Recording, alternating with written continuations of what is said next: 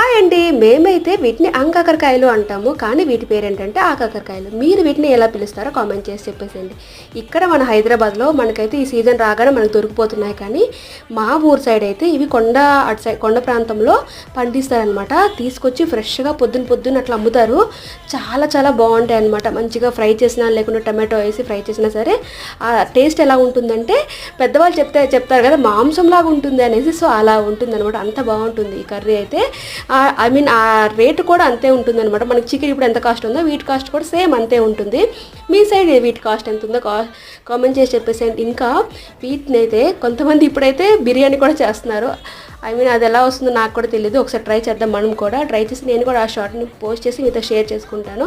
ప్రస్తుతానికైతే మీరు వీటిని ఎలా వండుకుంటారో కామెంట్ చేసి చెప్పేసేయండి. నేనైతే చక్కగా ఫ్రై చేసుకుంటాను అనమాట. కొన్నిసార్లు మా అమ్మ అయితే మంచిగా టొమాటో వేసి చేస్తుంది.